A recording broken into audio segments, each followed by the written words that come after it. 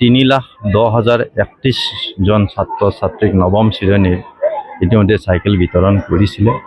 আজি হাজো শুৱালকুছি সমষ্টিৰ ৰামদিয়া উচ্চতৰ মাধ্যমিক বিদ্যালয়ত 69 জন ছাত্ৰ ছাত্ৰীৰ মাজত এই মুখ্যমন্ত্ৰীৰ বিশেষ আঁচনিৰ জৰিয়তে এই চাইকেল বিতৰণ অনুষ্ঠানৰ শুভ উদ্বোধনী কৰিবলৈ পাই অতি আনন্দিত হৈছোঁ আৰু প্ৰত্যেকগৰাকী ছাত্ৰ ছাত্ৰী আজি আনন্দত উৎফুল্লিত হৈছে।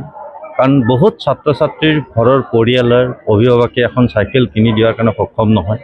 সেই ছাত্ৰ ছাত্ৰীয়ে আজি নিজ হাতে এখন চাইকেল স্কুলৰ পৰা যেতিয়া ঘৰলৈ চলাই লৈ যাব পাৰিব, এটা আনন্দ অতি প্ৰাপ্তিৰ এটা হাঁহি আজি দেখিবলৈ পাইছোঁ। এই চেগতে অসমৰ মাননীয় মুখ্যমন্ত্ৰী মহোদয়ক বিশেষভাৱে ধন্যবাদ জ্ঞাপন কৰিছোঁ।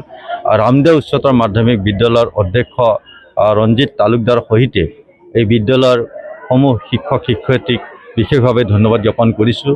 আৰু এই বিদ্যালয়খনৰ সকলো ক্ষেত্ৰতে আজি উন্নয়নৰ ক্ষেত্ৰত মাননীয় মুখ্যমন্ত্ৰীয়ে যথেষ্টভাৱে পদক্ষেপ লৈছে।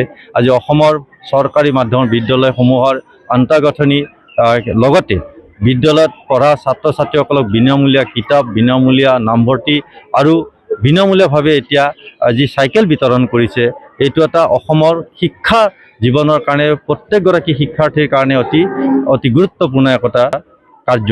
গতিকে এই ধৰণৰ এনেকুৱা ধৰণৰ কাৰ্যই প্ৰতিজন দুখীয়া বা গ্ৰাম্য অঞ্চলকে ধৰি যিসকল অতি কষ্ট আৰু পৰিশ্ৰমেৰে পঢ়া শুনা কৰি আছে, সেইসকল ছাত্ৰ ছাত্ৰী যথেষ্টভাৱে আগুৱাই যোৱাৰ কাৰণে সহায় হ'ব। আৰু আজি ইয়াত প্ৰত্যেকগৰাকী ছাত্ৰ ছাত্ৰীয়ে মুখ্যমন্ত্ৰীক বিশেষভাৱে ধন্যবাদ দিছে। কাৰণ জীৱনত এখন চাইকেল পোৱাটো একোগৰাকী দুখীয়া ছাত্ৰ বা ছাত্ৰীৰ কাৰণে অতি ডাঙৰ কথা, আৰু সেইটো আজি মুখ্যমন্ত্ৰী উপহাৰ দিছে। আমি সকলোৱে ইয়াত দেখিছোঁ যে প্ৰত্যেকগৰাকী ছাত্ৰ ছাত্ৰী উৎফুল্লিত হৈছে আৰু প্ৰত্যেকগৰাকী ছাত্ৰ ছাত্ৰীৰ শিক্ষা জীৱনৰ মই সফলতা কামনা কৰিছোঁ। ভালে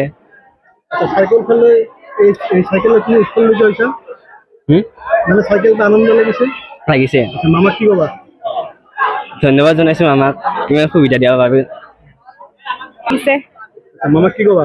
ধন্যবাদ জ্ঞাপন কৰিছোঁ আমাক ইমান সুবিধা দিয়াৰ বাবে।